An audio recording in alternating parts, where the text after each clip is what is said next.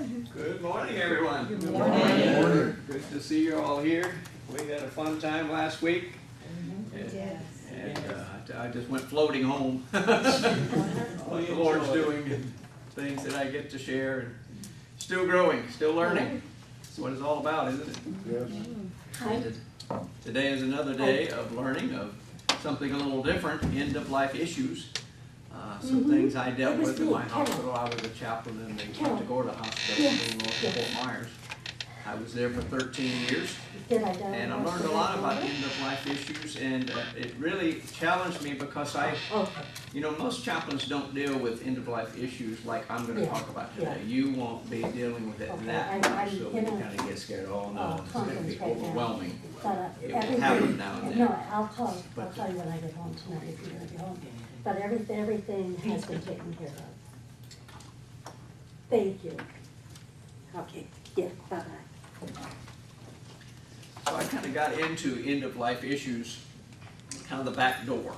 A lot of chaplains deal with a little bit of end-of-life issues. Everybody get a hand up? No. Get those out. So, there. Where did you go? That's right. Thank you very much. And at my hospital in Punta Gorda, I was a chaplain and I was a patient advocate. Patient advocates normally go around making sure patients are happy and make them happy if they're not. And that was my title. But I walked into ICU and critical care recovery where they did step down where a patient had open heart surgery. I went in there every day and I saw a lot of patients scared, family members scared, not getting communication from their doctor, not really understanding what the nurse is saying. And I said to administration, can I help? And they go, what do you mean? I said, I believe I can help with my chaplain skills. I believe I can go in and help get communication going. When they don't understand the doctor, I won't interpret it, but I'll get the doctor back there and say it again on an 8th grade level, on a non-medical level, and communicate together. Sometimes it was family members not understanding each other. Sometimes it was doctors not explaining themselves. Or at that point of life, sometimes it's like they have 5, 6 doctors. And I haven't seen that one today or yesterday or the day before, and I don't know where we're at. Is it time to let go of my loved one, or is it time to keep fighting? We just don't know. In fact, we just don't know how to pray, and we don't know how to reason. So I said to administration, can I help you? And they go, would you please? Well, understanding this, we talked a little about in another seminar about how taking a patient off life support in a timely, godly way actually saves the hospital money. If you prolong that thing, actually the hospitals aren't getting paid. There's a certain day for every patient when they come out. Well, insurance, Medicaid and Medicare pays to a certain day. And that day for a very sick patient may be 10 days, 15 days, whatever. But we're on the 18th day and they're only getting paid for 15. And the family's still not ready to let go. And so we aren't pushing anything because of money. We aren't prodding anything. We're simply sitting down with the family going, what are some of the questions you have? What are some of the things that are going on spiritually, emotionally, financially? And they'll talk to us where they won't talk to a doctor or nurse, or maybe because they just don't have time. And so we just pull up a chair and take our chaplain skills of listening and ask a question and zip the lip. And they tell us, it's because of this. We go, oh, okay. And when that's dealt with to the best of our ability, then they go, maybe I can let my loved one go, take them off life support tomorrow, the next day, which is better than a week from now. So when we take a look at that, today we're going to look at some end-of-life issues from that perspective of how we can help. Now, I want you to understand that doing this education today is for your benefit, not for you to be the teacher of the patient. Do not teach your patients what you learned today. But please teach your congregations. Go back to your church and go, folks, we're going to have an end-of-life issues seminar next Saturday night or next Sunday morning. Please come and you teach them what you will learn today. But don't teach the patient. When they have a question, I want you to call in the nurse, the doctor, the case manager, someone that can help interpret that. You will know a lot of information when you leave today. And sometimes we get that first to know, first to tell, think, I just got to tell you, they got it all wrong. Well, maybe they do, but get someone in there to be their educator. But I want you to be educated today. First of all, if you outlive your family members, you will need to know this. If you die before them, you will need to know this. But if you outlive any one of them, and you have to deal with it, you will need to know this as a family member. If you're part of a church ministry, if you're a pastor, if you're a Sunday school teacher, if you go visit people in the hospital for your church, you will need to know this. And if you're a hospital volunteer chaplain, you will need to know this even more. So this is going to apply to a lot of ways in your life, how you can learn end-of-life things and be a servant and a help to others. Let's start our day off with prayer. Father, thank you for being here. You're our teacher. And you understand how hard it is to let someone go. Even Jesus wept at Lazarus' death. It hurts your heart to see your children go through pain and loss and questions and fears. And you died to set us free from that. You bore our sorrows. And we thank you, Lord, that you're here today to help us as we become servants to others to help bear some pain. So thank you for being here, for being our teacher, and inspiring us this day. In Jesus' name, amen. Amen. So let's take a look at Advance Directives today. So this seminar is going to be a lot more medical than I've ever done with you before. We'll talk about ministry a little bit later today in the second third and the third section. But in the first third, this section here, we're going to talk medical information. Okay? So you kind of go, I thought this was going to be how to do chaplaincy. It will relate. We'll take what we learned the first part and then wed it, marry it with the other parts. And I really believe you already know how to do ministry. You go, I don't. Yeah, you do. Yeah, you do. You already know how to do ministry. And the Spirit of God is there with you. And yes, we hone our skills, just like those who have the gift of preaching learn how to do it better. The gift of teaching, learn how to do it better. The gift of counseling, exhortation, helps, they learn how to do it better. Whether your gift is music, God has given you music talents, playing the piano, singing, guitar, whatever, you learn to do it better. So you already have a giftedness to do ministry. But we're going to tweak that and hone those skills today. And we're going to do that by understanding what goes on here on this campus, where we're understanding, talking about Advance Directives. That piece of paper, I guess, is in your packet. So if you were to thumb in the back of it, you'll see some finely print pages, healthcare, Advance Directives.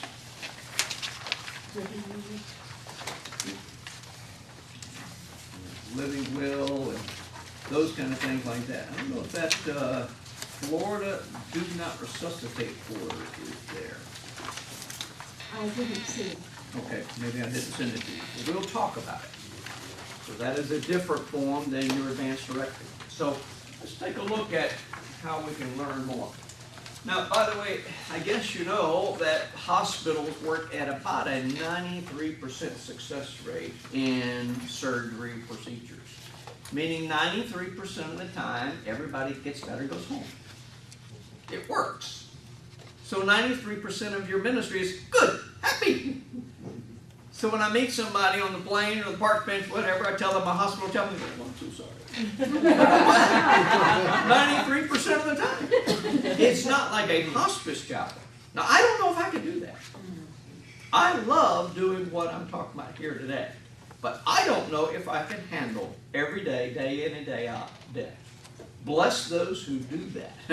I've been offered that job many times. I'm like, Lord, you want me to? I'm willing. Anything, but that would be hard. But this is the same thing. You're preparing a family, preparing a patient to let go. It is still death and dying, but to me slightly different in that. So most of the time patients get better, and all of us will meet our Maker. All of us will be in eternity someday. So I look at these kind of times as holy moments. You ever even thought about most babies are born in a hospital? Most of us die in a hospital to complete the loop, the cycle. Now I know some babies are being born at home. In fact, my daughter-in-law, this time, her third baby, she's going to have that born at home. Okay? Sometimes that's kind of the new trend, or the old trend. So, but most time babies are born in hospitals, and we die in hospitals. Some people in hospice care die at home, but very few. Some die in nursing homes or hospice houses. Most of them die in hospitals. And then we come here when we're sickly, and this doctor with their skills mends tissue and mends bones and do surgery and does procedures, but who's the healer? If they're honest, I put the bones together, but he healed them, okay? I put the vessels together, but he had to heal them. I can only use my skills so far. And so life is extended here. So we want to talk about that piece of paper in your packet called the Advance Directives. Sometimes it is called the living will, which is a proper term too. If you were to be a patient in this hospital and come in a day or two ahead of time to do the pre-op, and you sat down with the clerk that asked about your insurance card and your, all these kind of paperwork, they go, do you have an advance directive? Or they may call it a living will. And they may be clueless as to what it is. But they're told, do you have one? Now, who makes us ask that? Joint Commission, that agency that accredits hospitals, that comes in here and inspects us and gives us accreditation. They have said to hospitals, you must ask all of your patients if you have one. You don't force them to get one, but you need to at least ask, do you have one? Now, of course, that scares the patient who says, my doctors told me to come here for that non-stitch cataract surgery that was it's just harmless. Nobody has a problem. But you're asking me about an advance directive. You're scaring me. Did your doctor call you and tell you something? It scares them, but we have to ask. So if they have one, we say, please bring that in when you come, and we'll put that on your chart. But actually, the nurse and the doctor doesn't care if you have one. Joint Commission cares. So if you're here in this hospital and 93% of the time you get better and go home, the nurse never really looking at, oh, they have one. Do we treat them differently? No, they don't care if you have one. Only that day when the doctor says to the nurse and the family and the patient, I don't know if we can help you through this. Does this patient have an advance directive? And the nurse goes, I don't know. Yes, they do, or no, they don't. They didn't ever fill out one. They didn't bring it in, or if they did have one, they didn't bring it in. So this clerk is just simply asking me, do you have one? Can we make a photocopy of that? Can we put that on the chart and collect dust?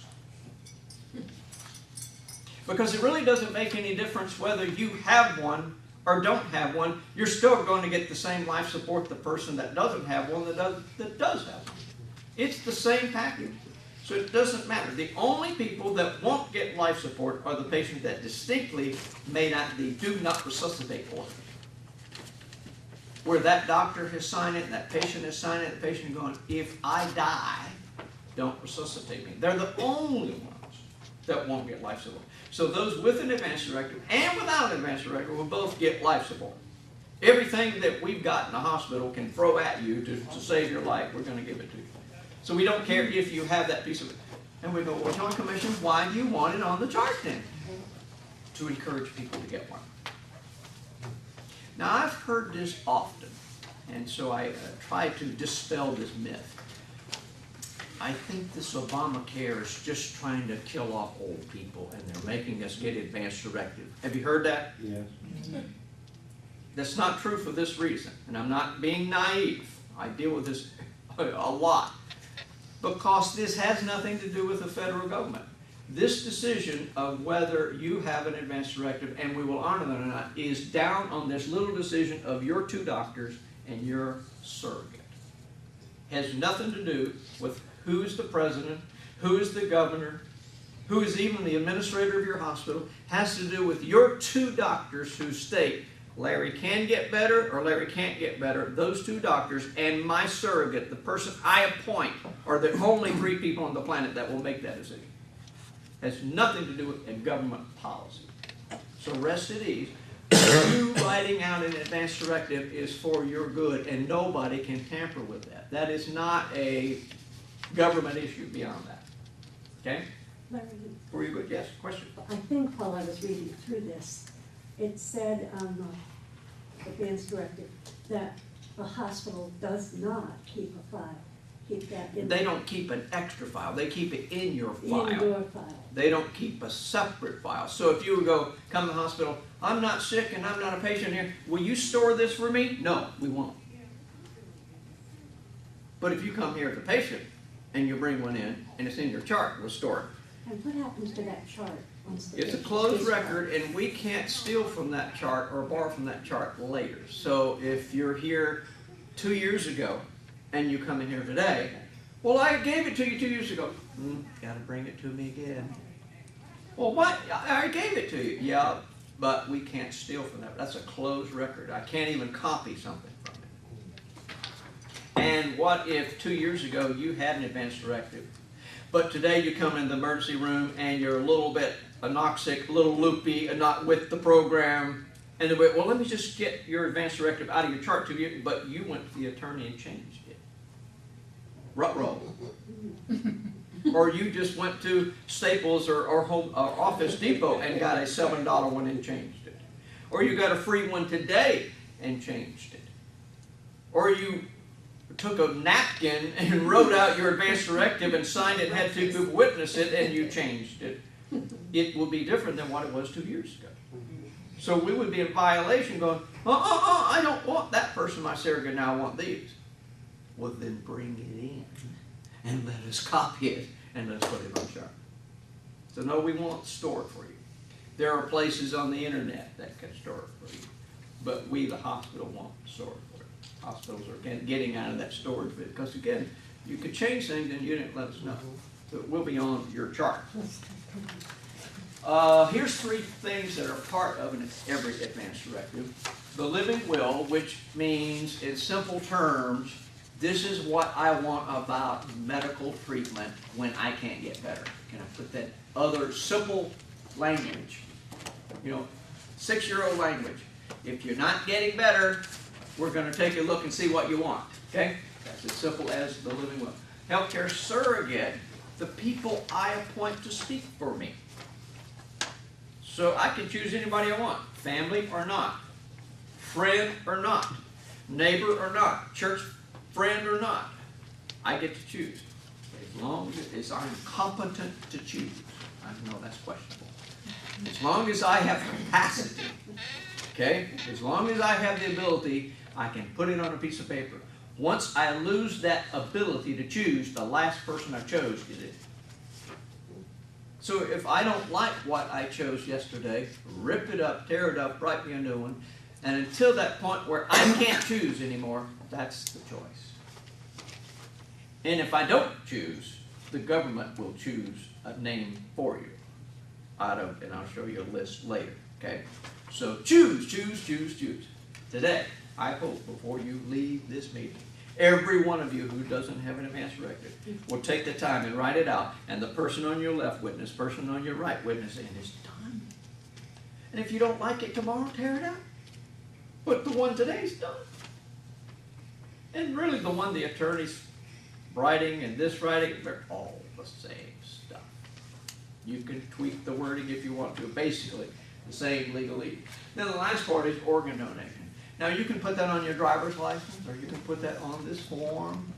So if you don't want to be one or do want to be one, you can put that on your advance directive.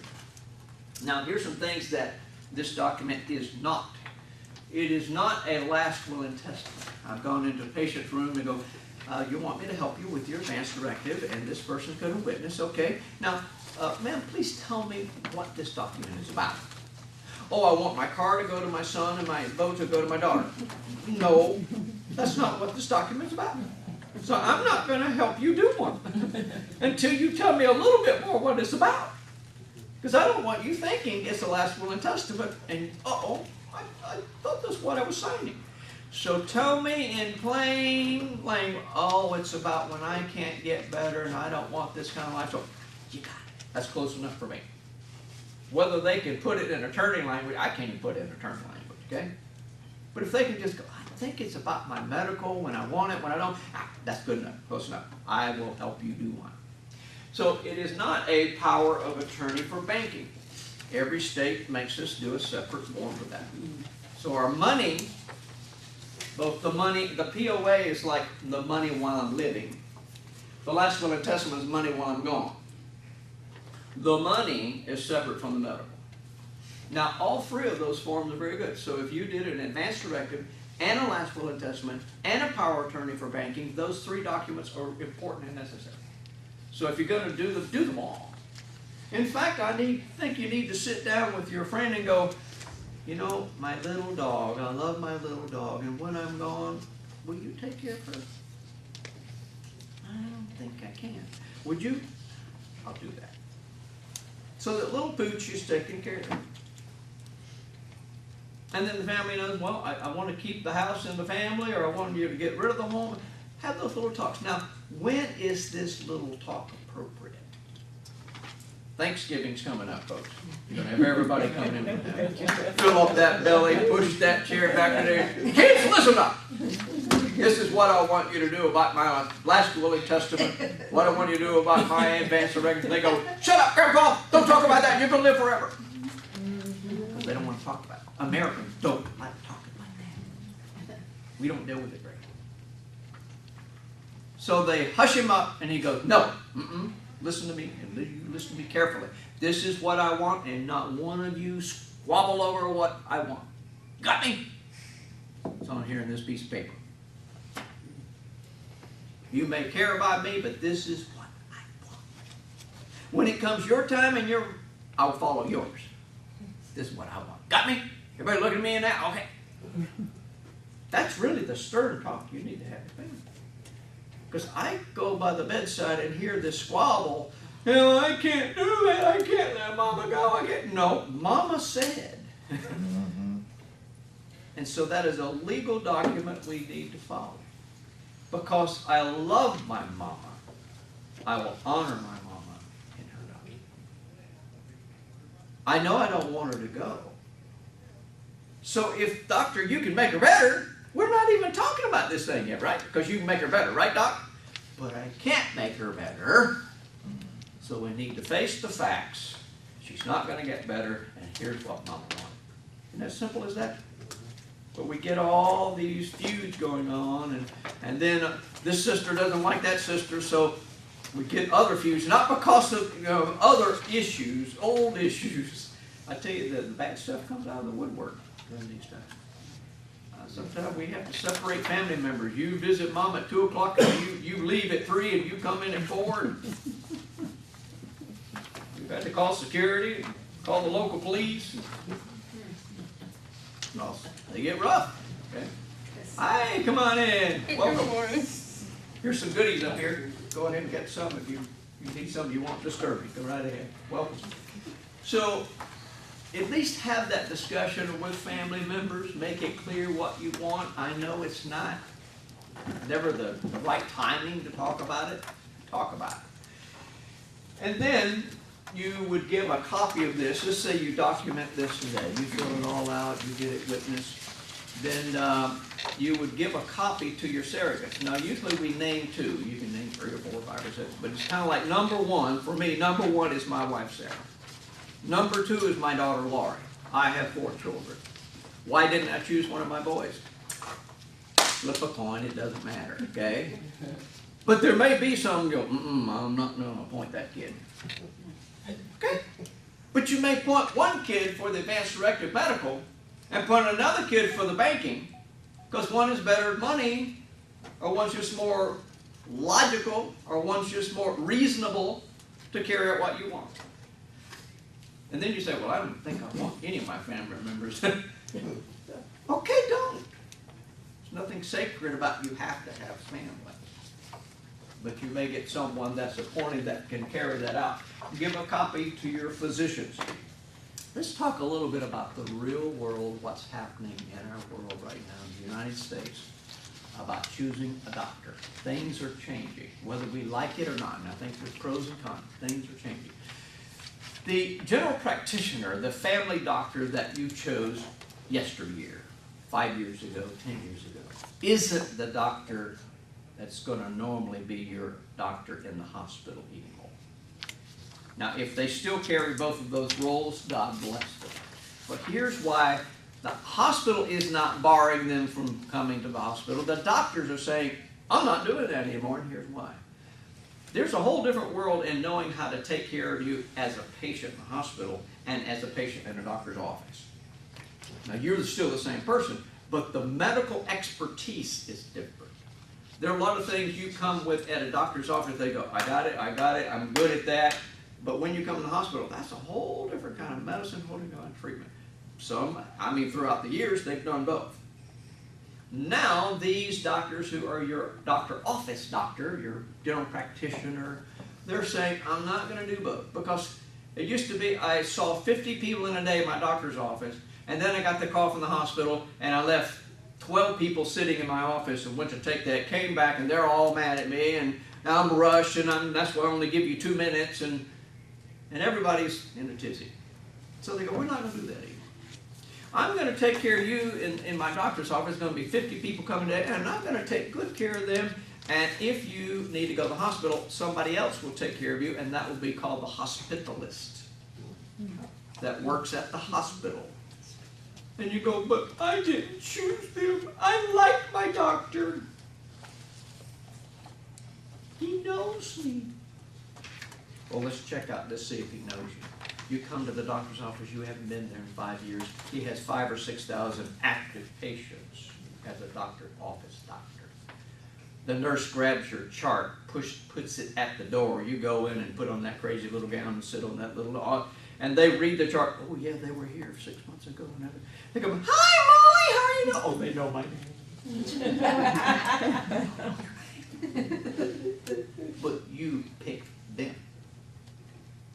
Out of all the doctors in the town, I want you. You picked it. And I didn't pick this hospitalist because when I went to the hospital, they go, who's your doctor? Well, Dr. Smith. Well, he doesn't have privileges here. So Dr. Jones is our doctor of the day. And they will admit, but I don't know Dr. Jones. But he or she knows far more about taking care of you in the hospital than your office doctor. And they're always on campus, so they don't have to call you from wherever to come. They're always right here. And when that nurse needs them, I'll be done with this patient in 5 minutes, be right there. And they get it. But see, the nurse has to call your doctor's office, and they get the back switchboard, and the doctor's sitting in there with you as a patient, and when they finally get done with you, then they take that call. But that's how many minutes later, and the nurse has already taken care of another patient, they got to go find the nurse, and it's just chaos, and they go, no, we want to be able to call some doctor's cell phone right now, and I need medicine, and I need it now, and this patient's in trouble, this patient's in pain, and I need that, thank you, got it, okay, we're on our way. That's more efficient, but you didn't pick them. Now say all that to say, our new system in America is here to stay. Not going to go back to the old. There are pros and cons and everything that changes. We just don't like change. Once a thought of change first. Okay? So here we've got to have, let's say we're this sick. Now when I come to the hospital and I just need some little whatever adjustment, tweaking, I have one doctor. And then that doctor, I've got a little infectious thing here, let me call in that specialist. Larry, something going on with your heart. Let me call the cardiologist. Your kidneys aren't too good. Let me call this nephrologist. Or your lungs, you're not breathing well today. Let me call in the pulmonologist, check you out, Larry. So then we get all these others. And, now we detect some cancer, you need an oncologist. So I may have 3, 4, 5, 6 doctors on my case when I get that sick. So every one of those need to know your advance directives. Now it's in the chart, and they're not looking at it. But one day when you get that sickly, you need to have a talk as a patient or as a family member with those doctors. This is what Larry wants. Why do they need to know that? In the realistic world, those doctors that are the general practitioners, the family doctors, the hospitalists, the generalists who take care of your whole body, they're more realistic in letting you go when it's time. The specialists who only deal with your heart or your lungs or your kidneys or your cancer or your blood infection or whatever, they're not unrealistic necessarily, they just only look at one thing. So that when you've got a heart problem that's killing you, and I'm the pulmonologist going, well, I can do this for your lungs, and I can, and you go, but doctor, can you fix my heart? Well, that's not my job, I don't do that. But I can help your lungs. Well, doctor, if you help my lungs, is that going to cure my heart? No. But I'm dying of the heart thing. But honestly, if I help this lung thing, I think your lungs will be stronger to help your heart. Okay. Or the realistic is, it's not going to do any good at all. So the general practitioner, the hospitalist, my family doctor, looks at the whole body and goes, now, doctor, is this really going to pull her out of the woods? No. Then why are you going to do it? Because that's what I do. That's what I do. I've got blinders on. I don't care what else is your problem. That's what I do. I do lungs. But if lungs is killing you and the heart doctor goes, I can fix your heart, but I don't think that's going to help. So I like to ask this question of the doctor. Realistically, doctor, give me a percentage of how many patients in this condition that mama's in, how many patients do you get to make better? 5%. Well, that may be good enough for you and not good enough for the next patient. Or 50%. That may be good enough for you, but not good enough for the next. Okay. Or 75%. Whatever they go, well, in my expertise, I think I can cure that and then help you live longer. Oh, okay, doctor, what kind of viable life? Will I be able to play shuffleboard again? Will I sit in a wheelchair with a blanket in my lap, drooling and holding my grandchild, thinking I'm looking at TV? So what is the quality of life? Where the doctor goes, I know I can get you out of the hospital. Okay, that may be good enough for you or not. So you have to ask tough questions. Please do not ask the doctor this question. If this were your mama, what would you do? That's not a fair question. If it was his mama, he may do, or he may be going back to his education going, my mama, well, I know I could make mama better. I love my mama, or I don't love my mama, or I don't want to, okay? But it's not your mama. So when I hear a patient ask that, or when I hear a doctor answering that question, I take them home and go, don't ask the mama question. Ask, what are the percentages that you think that you could make this patient better? And then I'll weigh that in my balance. We'll go back to the surrogates, to the family, and talk that over. We'll at least have some kind of measuring tool. And when this patient said they don't want to live this way or that way, we'll take that into consideration and decide what to do about it. So we need to have those discussions, and then don't put this document in a safety deposit box. Now, you're already going to give your surrogates a copy. So if your original gets burned, the copy's good enough. If it gets lost, if the dog eats it, if you get in the safe and you forget the combination, you have a document. Okay? And that's just as good. The surrogate's document is just good. That can be presented to the hospital. But you might want to put it in a safe place, and I have a fireproof safety deposit box at my home. We keep important papers there, but we also keep them elsewhere so we can have a copy of that. The admitting clerk, as I said, would ask, do you have one? And who can witness this? Anyone 18 years or older. The state of Florida says, and I think every state says the same thing. It says not the surrogate. So if I appoint my wife and my daughter, they can't witness it. They're my surrogates that I've appointed. But when I'm doing this document, they can't go, oh, let me sign. No, you can't. It wouldn't be legal. It wouldn't stand up in court. And in the state of Florida, they say that one blood relative can witness, but not two. I don't know of any other state that even says any blood relative can witness. Florida is lenient trying to help people get their advance directives. They're going, who cares who signs it? Who cares who witnesses it? You know, get it done. But other states are kind of particular, so they won't allow that. And in Florida, hospital staff may be a witness to that. There's no other state I know about that lets hospital staff, doctor, nurse, anybody else be a witness. But the volunteer chaplain or the volunteer in the gift shop or the volunteer transporter can witness it, but not a staff person. Again, who cares?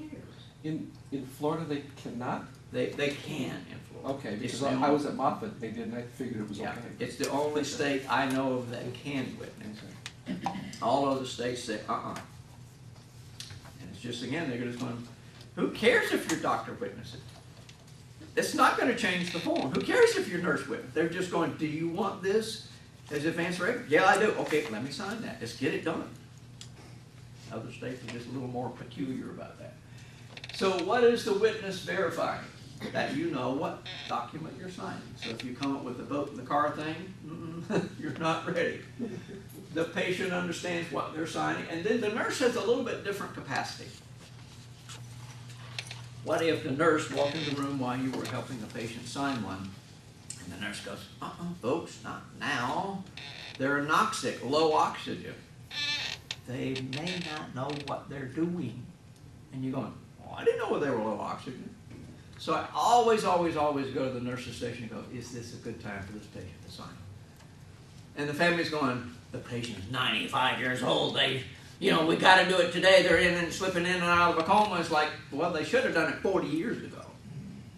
And yeah, we really need to do it today, but sorry, it wouldn't stand up in court, so don't sign it. So the nurse may say there may be a window of opportunity later today, tomorrow, when they're clear-minded, and then we'll sign it, we'll get it done then, so keep the form handy, and I'll get someone in to do that, or I'll notify you, I'll call you on your cell phone, we'll rush over here, we'll do it. Because it's legal then, it'll stand up in court. But there may be times when, or like when a patient just came from surgery, patients aren't allowed to sign anything or make any legal decisions within a 24-hour window after anesthesia. So they just came from surgery and they go, I should have had this before I went to surgery, but now I'm going to get it done now. No, not yet. How about tomorrow, 24 hours later? Then if anybody wanted to contest it, they could go back to the chart and go, no, they just came from surgery, and it was only 23 hours, not 24, and it's not good. Let's just get it done, and let's do it legal so it will be useful.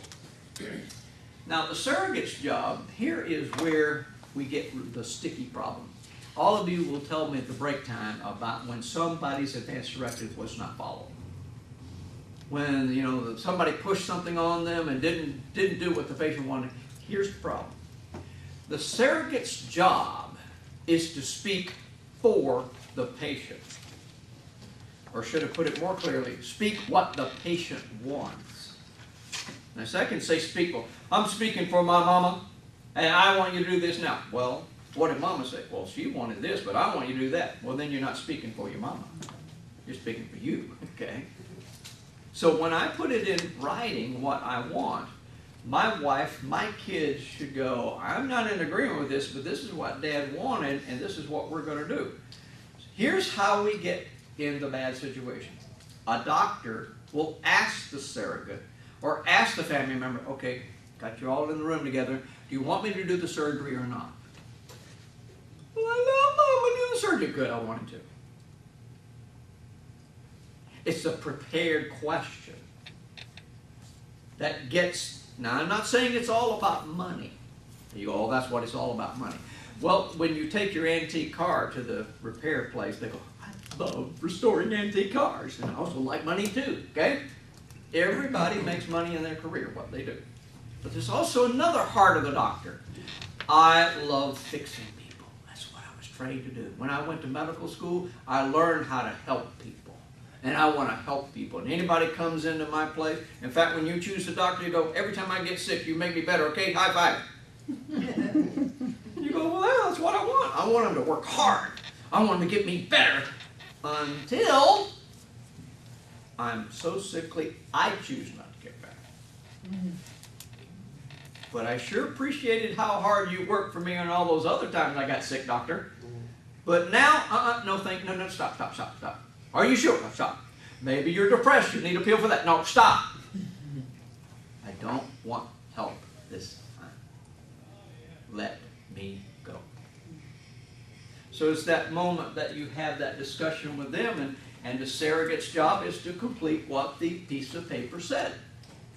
Florida has a different law than any other state has. They call it a verbal living will.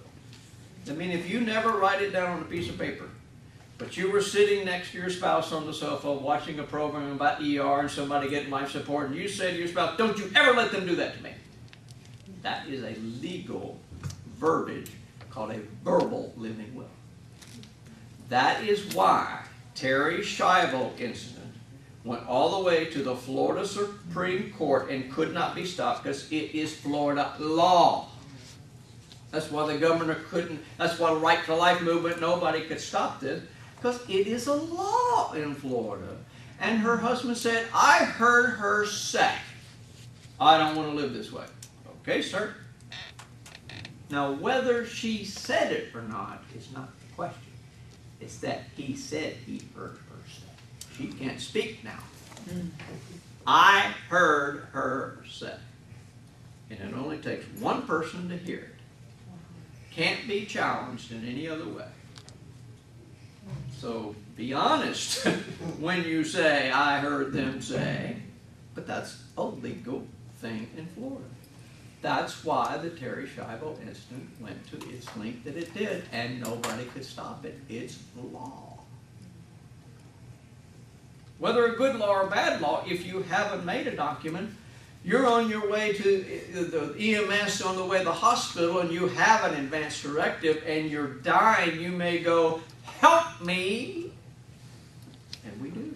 Or don't, take me to the hospital, clear my lungs, give me put a mask on so I can breathe easier, but don't intubate me. Don't do those paddles on me. Don't do that kind of heroic, don't give me those medicines. Well, that's what they wanted. Now, they don't have a do not resuscitate order, but they had that verbal living will. This is what I want. Does the verbal supersede what is in writing? Yeah. So if I fill out one this morning, but then this afternoon someone says I said something different, that's all it takes. Supersedes that. It goes beyond what you said last.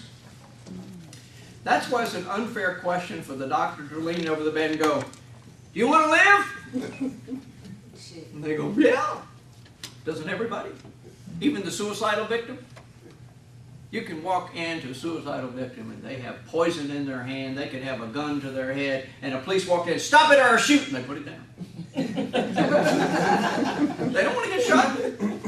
They go, well, do it, please. I won't have. No, they go, oh. Everybody wants to live, right? So if you ask a patient, do you want to live? They go, well, sure, doctor. So I add two more words to that. I take the doctor in the hallway and go, add two more words to that question. Do you want to live this way?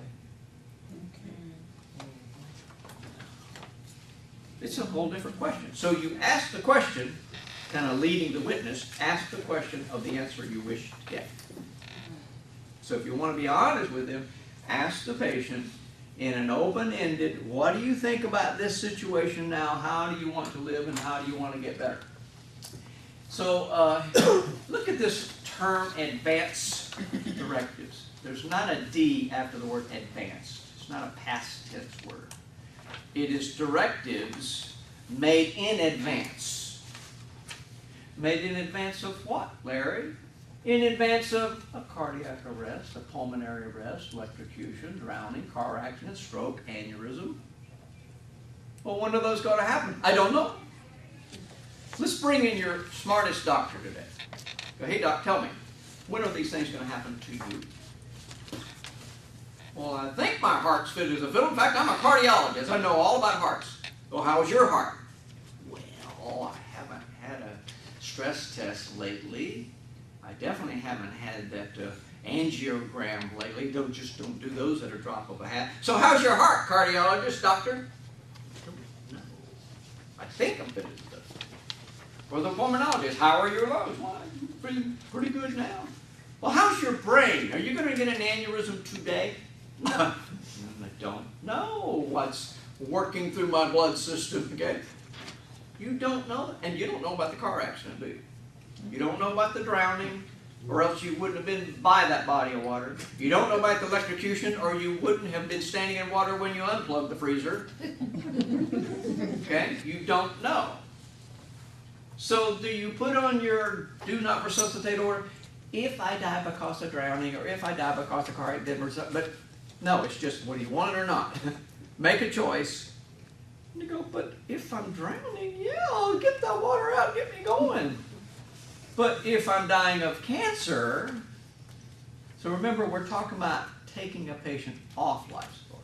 So the EMS 911 kind of stuff is, most everybody goes, if I'm in that EMS kind of thing, yeah, revive me, but maybe my heart does stop in Walmart.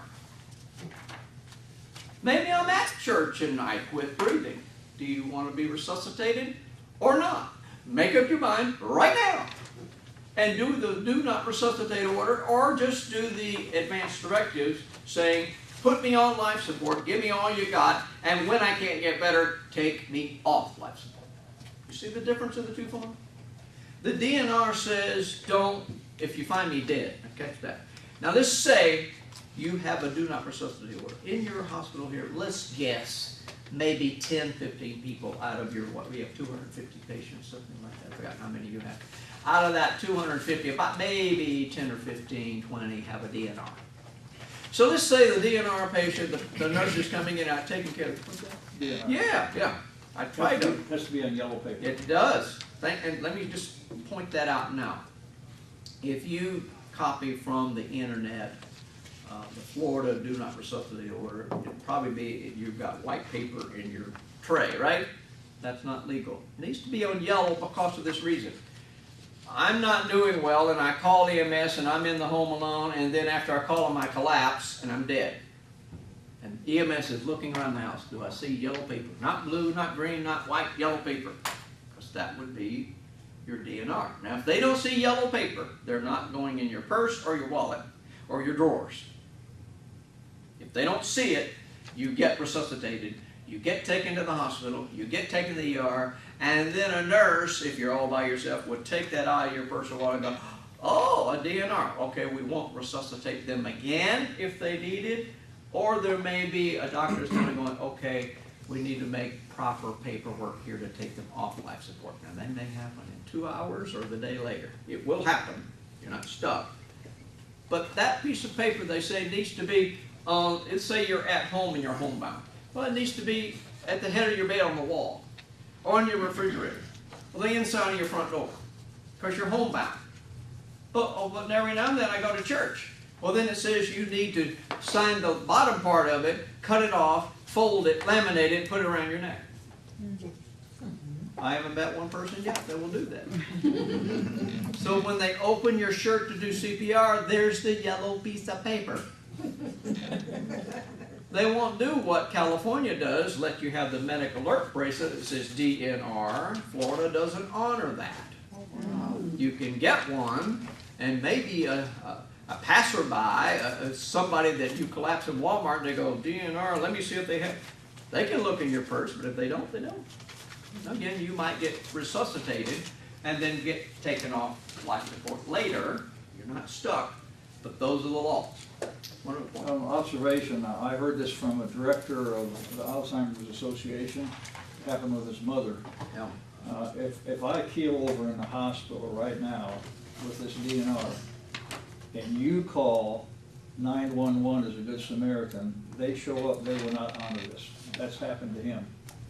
And even though I have it, you call, I'm at church. Yeah. Even though I have it, if Yeah. the ambulance shows up, Yeah. by law, they're required to resuscitate that person if somebody calls it in. And that's what happened to the director. It happened, but that's not the law. Yeah. I know it happens, there are glitches, Right. but the law really states that if they see that form and it's signed by somebody, supposedly you, and signed by the doctor, supposedly properly, okay, we're here. And let's say you're struggling, you can't breathe well. We can clear your they can clear your passage and help you breathe better. But if you're dead, I mean, no pulse, no breathing, Right. they should legally honor it. And nobody can ever take EMS or a doctor to court for honoring that. That's right. What happened in the hospital, my wife was in here, she had this. And the intensive, I think, what is it, intensive care would not honor it. I had to fill out another one there, they would not honor it when I got in there. Here's how that works in the hospital. Yes, you have that piece of paper in your possession. The nurse won't honor that piece of paper. The nurse honors doctor's orders. Okay? So if the doctor didn't write an order in the chart, that piece of paper is not any good to the nurse. Okay. So that nurse needs to go, doctor, give me an order. So if they need resuscitation, I'll honor that. All right. Now, the emergency room doctor, you come in with that. We don't have a doctor's order in the hospital, but the emergency room doctor is allowed to see that and follow that. Now, the emergency room nurse can't see that and follow that, but she gets doctor's orders from the ER doctor. Okay. Okay? So everything is by a doctor's order. So a nurse doesn't give you any kind of medicine without a doctor's order. They don't do or do not do resuscitation without a doctor's order. So that's where you've got this DNR in your purse, wives, for your husband. And you got it in your purse, and they go, do you have an advance directive? Yes, I do. They don't ask if you have a DNR. That's a scary question. Do you have a DNR? What do you mean? You think I'm that sickly? So they don't ask. Until you go, well, this DNR, is that important? Oh, yeah. They don't ask. But then the nurse, when they do an intake, history, get history on the patient, they're doing that. They're asking, do you have an advance directive? Now, that's again a scary question to a patient who's sickly, really sick or a little bit sick, to ask a patient, do you have a DNR? So, what are you pointing at? Advance directive, this is on the admission. Oh, the admission sheet for what the admission clerk will ask in that. And then there's another intake form that the nurse does. So we're talking about at admitting, when you're in admitting and you're, do you have your social security card, your insurance card, and that, do you have an advance directive? That's done there. And then when you're admitted, the admitting nurse, who's ever going to be your nurse for those 12 hours, will do another admitting thing and ask similar and more advanced questions about that. So that may or may not come up, that my husband has a DNR, my wife has a DNR, my sister has a DNR, and do you need this? So a lot of times that slips through the cracks because it's a scary question. It like implies that, okay, we're not going to take care of you now. So you need to be prompt in showing that form, making sure that they know that's there and follow that. My wife's and my advance directives are written slightly different. She's a nurse and she works in the hospital a lot, but everybody looks at advance directives slightly differently. Mine's kind of worded this way.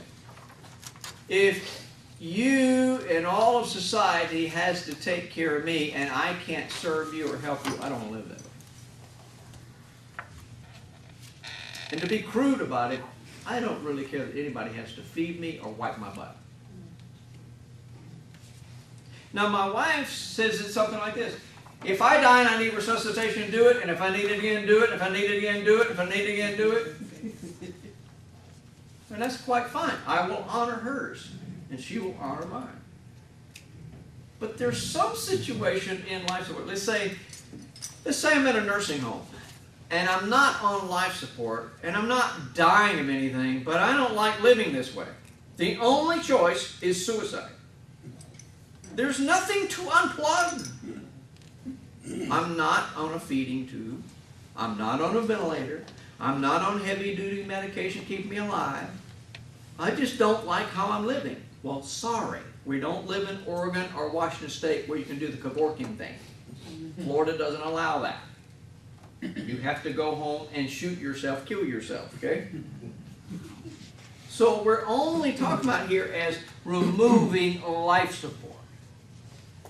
We're not talking about a nurse gives you a heavy-duty medicine of morphine or something like that and it stops your heart. We're talking about, we're on heroics, life support, things that are keeping you alive, and we're choosing to remove that. Now I'm going to give you some good wording with a family member who's struggling with this emotional, moral, religious, spiritual decision of removing life support. I've used this many times with family members. It's helped them over that hurdle. I say it this way. We've been playing God. Life support is playing God. If we didn't do that, they wouldn't be here. But we've been playing God with life support. Now we're going to stop playing God and let God be God. So that when I pull a plug, so to speak, we don't really pull a plug, but let's just say we turn the ventilator off. We quit doing the medications keeping their heart going. We quit doing the heavy-duty dialysis. We don't want to do any kind of resuscitation or paddle. We're not going to do that. But when we choose not to do that, they're not going to die in the next 5 minutes. So I didn't kill them. So when I remove life support, most of the time they don't die in the next 5 minutes or 20 minutes. So then I wasn't killing them, right? No. But because you did life support, you gave their body a rest. And we helped them breathe, and we helped their kidneys, and we helped their heart so that maybe they could get over this hurdle, but they didn't get better. Most patients do, but this one didn't. So now we're going to remove that stuff and let God be God. And that may be 20 minutes from now, or 2 hours from now, or 2 days from now, or 2 weeks from now. So life support isn't always that thing that keeps them on the planet. Sometimes it is. 2 weeks ago, I was on second floor, I think it was, third, and the nurses asked me if I would stop in because the family would not sign a DNR. Yep. And it was a 95, 98-year-old woman in the hospital. And so I went in and had a nice devotion with them, and I said, by the way, the nurses mentioned to me that you're hesitant about signing the DNR. They said, yeah, we don't want them to do anything. We don't want them to. And I said, well, that's exactly what the DNR, all the explanations that they had heard through their emotions, they weren't hearing correctly. Yeah. They heard it backwards. They really thought that DNR meant that they would do everything and crush the whole business. And once they understood, they were delighted. When they're under stress, yeah. you don't hear. You don't hear. It's just, what did they say? What did they say? So sometimes we need to say it 3 or 4 or 5 times in different ways. And they go, oh, well, if that's what you mean, well, yeah, I'll do that. Sometimes that, I mean, you know, any of us, and you get bad news over the phone and someone goes, where's your keys? I don't know. You know, you're just shut down. Okay? And so that happens in that mode. So everybody looks at life support differently. So if you were to interview all the people in your church and go, what do you want? What do you want? Everybody wants something slightly different. And that's okay. That's why it's my advance directive. You honor mine, I honor yours. Well, here's the situation. In our world today, we have this balance. The medical that can keep us alive and my choice as a patient. In a hospital, patients have patient rights. Meaning, if I don't want the Tylenol the doctor ordered, I don't have to take it. Or if I don't want your surgery, I don't have to have it. Or if I don't even want to be here in the hospital, I can leave AMA against medical advice and I'm out of here. Because I have patient rights. Advance Directives falls under patient rights. If I don't want your life support, I don't have to have it. You can't life support me if I don't want it. That's illegal. They would call it Morgan & Morgan, okay? And it's called medical assault and battery. To force anything on you that you didn't want. Now, I know it still happens. I know we still... But it wasn't forced, it was just coerced with a sales job. Don't you? And wouldn't you? And wouldn't that be good? And you go, because I don't really know. I mean, there's so many gray areas in this. Doctor, I don't know. So let us err on the side of doing too much rather than too little, our heart says. Okay? So I won't feel guilty for the next 10 years. And my sister and my brother won't point the finger at me, the surrogate, for doing this to mom or dad. So to relieve my guilt, I'll do more than less. Right? It's where the rubber hits the road, folks. It's what happens with our emotions. And let's mingle the other part of the believer part. When do I stop believing God can heal or deliver or set free or make them better? When? Well, some are like, well, never. Really? Never? When do you say, oh God, I'll give you a week, I'll give you a month, I'll give you a year, I'll give you 5 years, and we're still at the same? When do you say, well, Lord, I know you're good. I know you're loving. I know you can fix them. I know you can heal them. But at this point, I guess I have to make a decision. Well, that's hard. So the Christian spiritual element gets added to that. My heart bleeds. I want to help them. I love them, and I don't want to let them go. But then, Lord, when do I stop believing you? That's another whole, that the non-believing world didn't have to deal with that part. And so we mix that into this formula. And so sometimes we're talking about the spiritual letting go. When do I stop praying? When do I believe heaven is the perfect healer? When is it me, I want you here because I need you. But you know, the better thing for you is you need heaven. You need to be set free from this old body, and for your good, you're going, please let me go. In fact, some of those that have died and been brought back and go, why did you bring me back? I saw glory. I was running like a kid. I had a free body, no pain, and you prayed me back, and oh, I'm hurting so bad. So sometimes we don't get the view of, you know, everybody wants to go to heaven, but nobody wants to die to get there. Right? But our emotion says, I need them. Well, what do they need? They may need to be set from this mortal body. That may be the best thing for them. So let's think about this medical ability. Let's go back about 50 years ago, before we had life support. No one had figured out that they could massage your heart. So if you were dead, you're dead. No one figured out they could take electrical paddles and put on you. Now, if you did that while you were alive, it'd stop your heart, but if your heart is stopped, it can get it back on. No one knew that yet.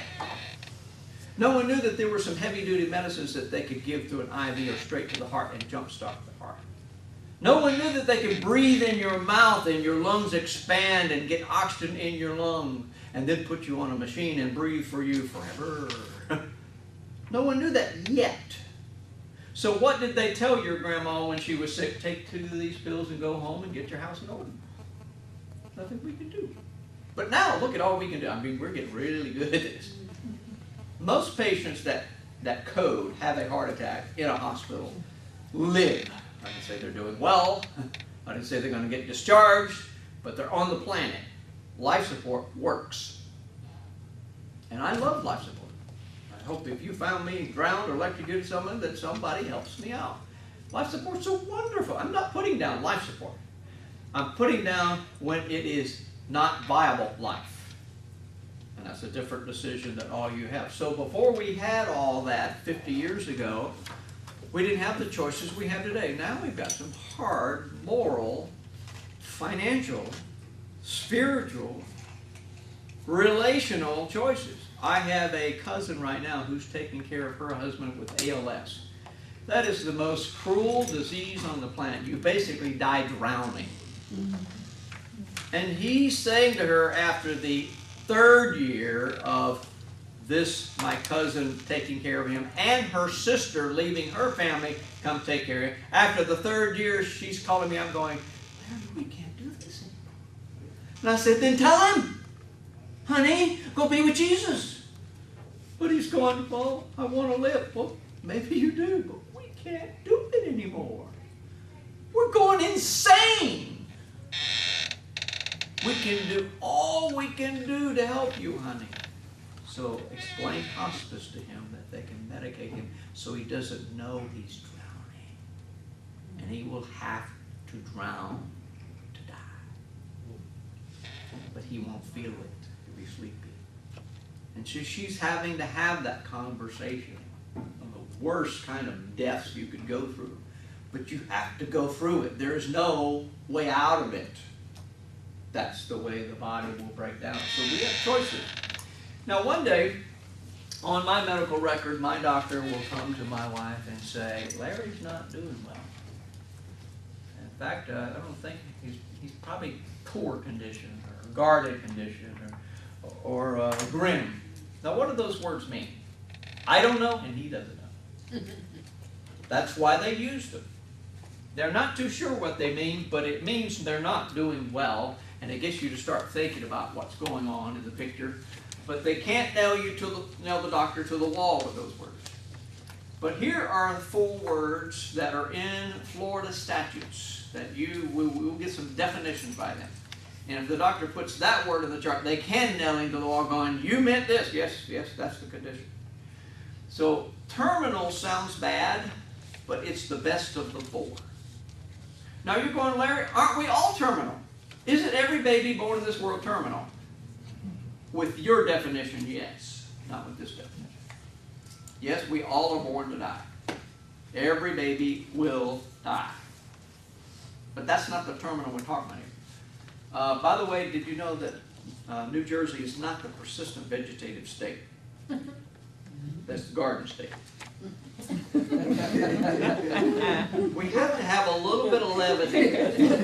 This can be a really downer. So if I have a little fun, excuse me. In fact, if you're around hospitals enough with death and dying, you will have to know there's some crude kind of a joking that goes on to keep us sane. The nurse may say, well, this patient's circling the drain. You know, it's just, that's the kind of talk we do to keep going, this patient's dying. Yes. Okay?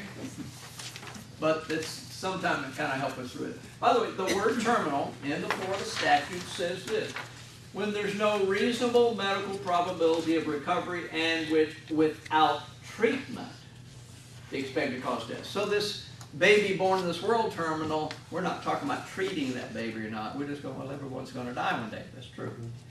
But this definition, let's take it that if I was insulin dependent, if I needed insulin to live, and I was in Africa, Bongo, and I used up all my insulin, and I can't get more, I am terminal.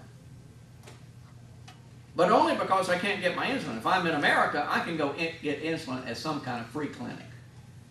Okay? Now, I may choose not to take my insulin. I don't want to live that way. I don't want to poke me. I don't want to do that. I don't want to live that. Okay, well, Larry, you're going to die. I don't care. So I would be terminal. Only because I didn't take my medication. I refused to. Because it's available, but I refused to. So rarely you're going to see in a chart in the United States the term terminal, because that's what we're here for, to treat you. Now, if you leave AMA against medical advice, we may put on the chart terminal. They left on their own. They knew they were going to die, and they didn't care. And we've had patients say, take me off life support, whether they're writing on a notepad, take this ventilator out. I don't want to live this way anymore. Okay. That's what you want. Terminal. But that's rare that we remove life support from a terminal patient, not from a patient that's sicker. So a sicker patient would be end stage. End stage, according to this definition, severe and permanent deterioration indicated by incapacity and complete physical dependency for which, to a reasonable degree, hear these legal words, we don't really know, but to a reasonable degree of medical certainty, treatment of the irreversible condition would be medically ineffective. This is a picture of a person that's been in ICU for a day or 2 or 3 or 2 weeks, and grandma's not getting better, and the doctor goes, it's not looking good here. I think it's time to call the family in. Now here's what happened. We call the family in from California and from England and from Michigan, and they all come in, and grandma gets better, and they're mad at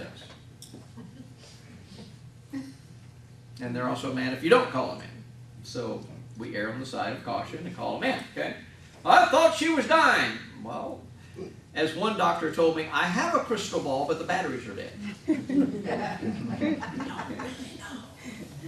Okay?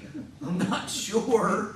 I think maybe. Now hospice are better at this because they're dealing with those end of days, doc. They're watching certain kind of breathing, and that nurse can tell you today, tonight. And well, we're not talking about the hospice patient. We're talking about they could live without life support, okay?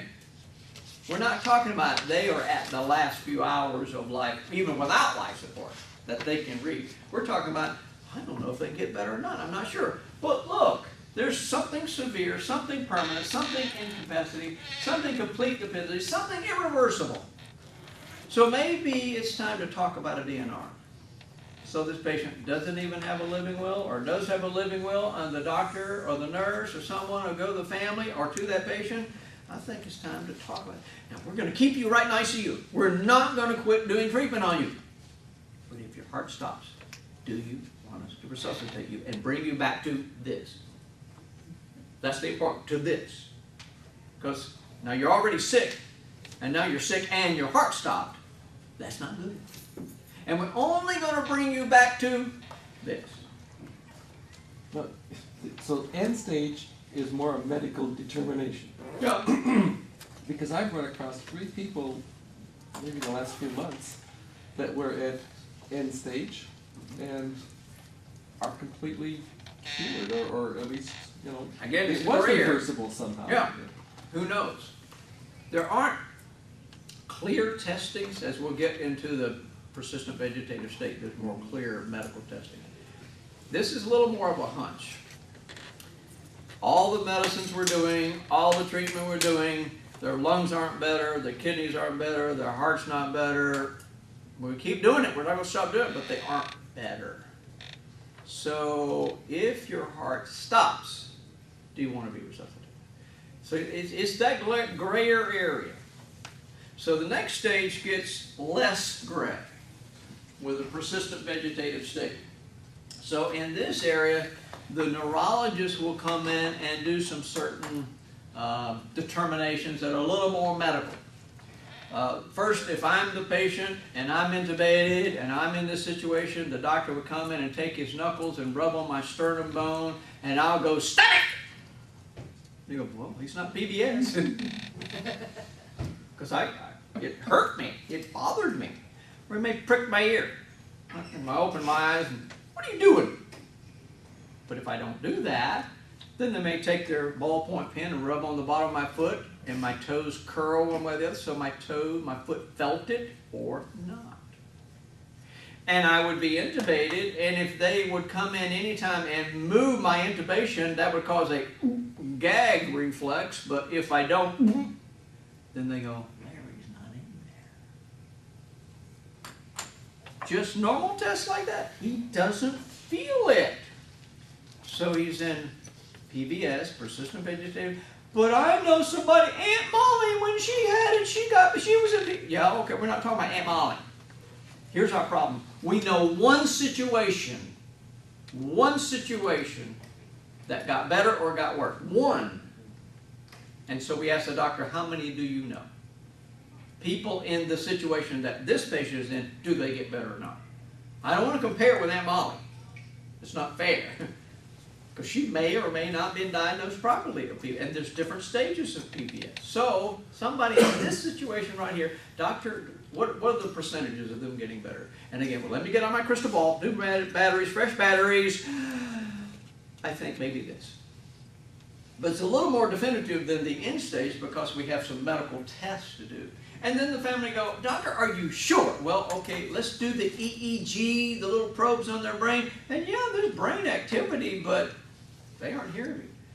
But then the grandson comes in. Goes, Grandpa, squeeze my hand. Grandpa, squeeze my hand. The 15th time he says that, Grandpa goes, voluntary? Did he choose to? Or just does the body do that? Because PVS jerk and twitch. You know, blink your eye.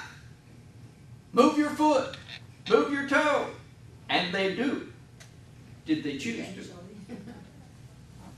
But the grandson would go, he did it. He squeezed my hand. He's there. He hears me. You can't take him off like that. You can't.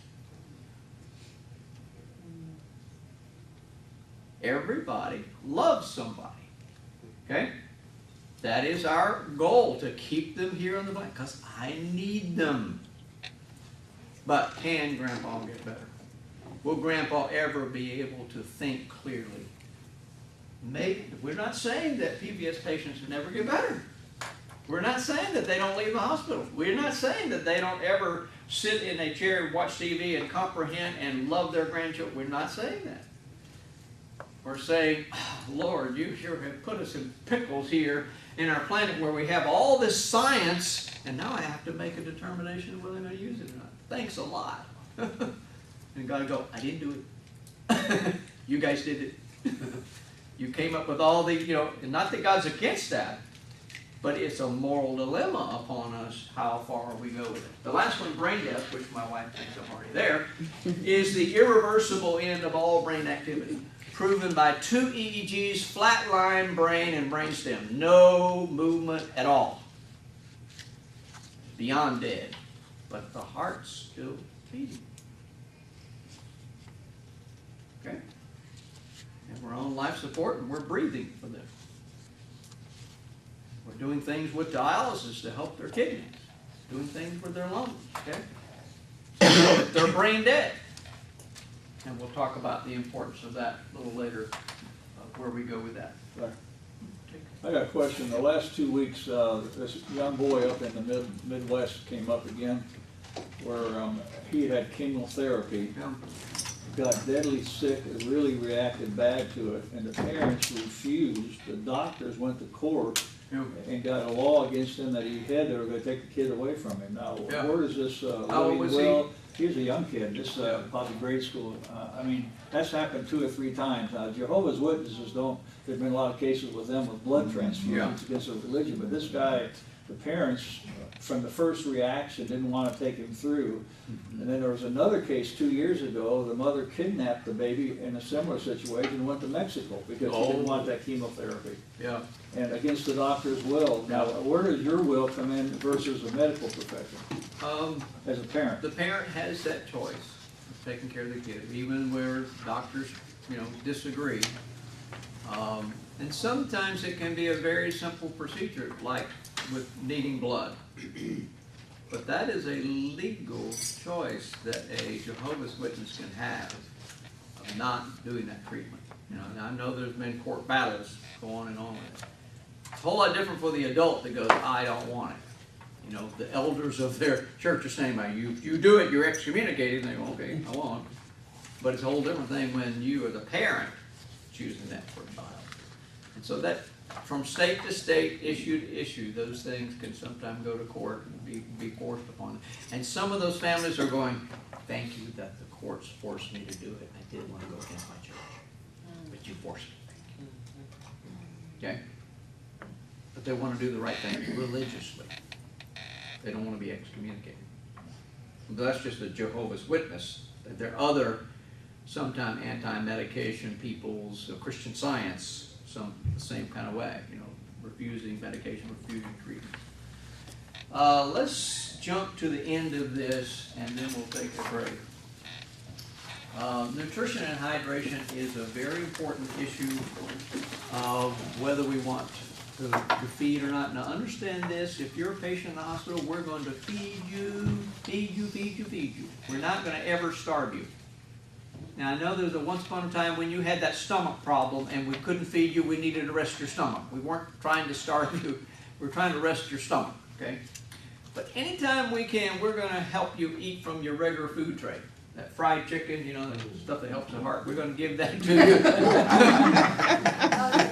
We believe in our product, open up surgery, okay? So we're going to give you that fried chicken, and you're going to eat, but if that doesn't work, we're going to puree your food, or we'll thicken it, or whatever, because you're having a hard time swallowing, but that's still not heroics, that's still, I'm drinking my stuff.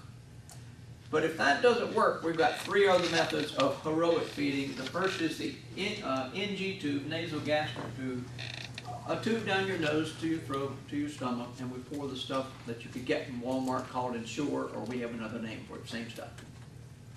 And then after about 2 weeks of having that thing in your nose, the doctor's going to go, wow, We can't take that out yet, and they can't eat by mouth yet, so we need to do the peg tube. And you're going, oh, don't do that, because I know of somebody that had one that lived for...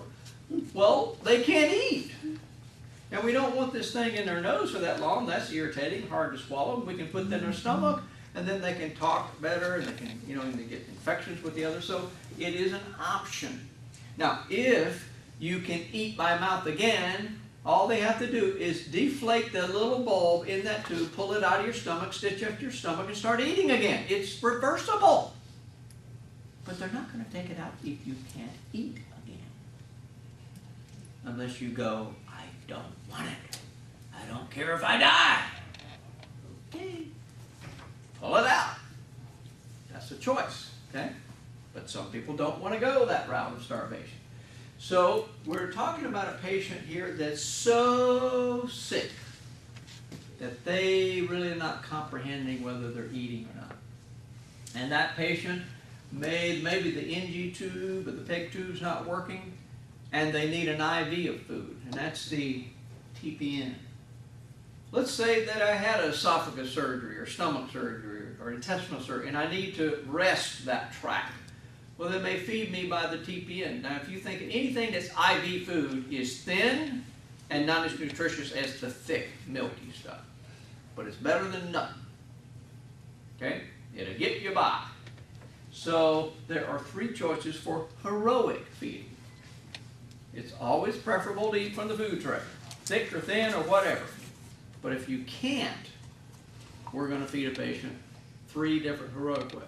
So what we're talking about when this piece of paper says on there, the Advance Directive, do I want nutrition and hydration? The choice isn't that we're going to starve you. The choice is if you can't eat by your own mouth, then we've got three other ways to feed you. And at the end of time, when you're that sickly, when you were taking you off life support, the question is, well, are we going to give them nutrition and hydration now? And you'll ask the nurse, is it going to do any good? Sometimes, well, yeah, if you did, I think it would prolong this thing and it could go on for weeks. But if you don't do it, it may be quicker. Or they may go, they are so sick, breathing totally by the machine, living totally by the medicine. I don't care whether you feed them or not, they're going to go. There's different decisions. So it's basically every healthy person filling out their Advance Directive looks at that point of nutrition, hydration, their hands start to shake. You're not going to starve me. We're not going to starve you. We're going to feed you every way we can, and then remove that nutrition, hydration if it's not going to make a difference. Is that clear?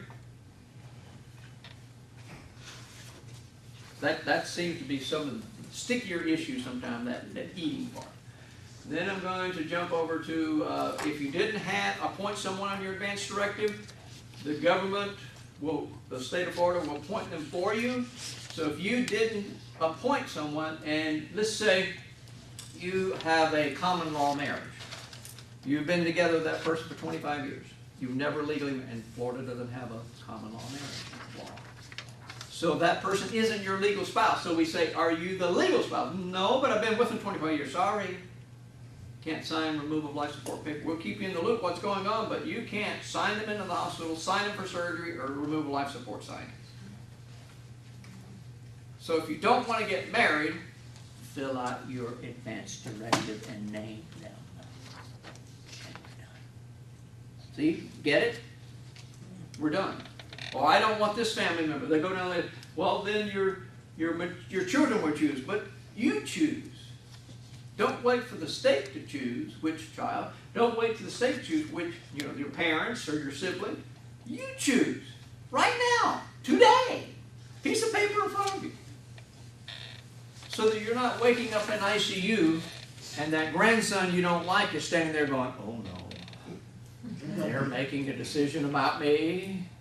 I should have written it down. Am I scaring you enough? I'm trying.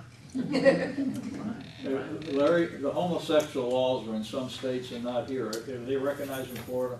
Not that I know of. Partner yet? But, I've been asked that lately.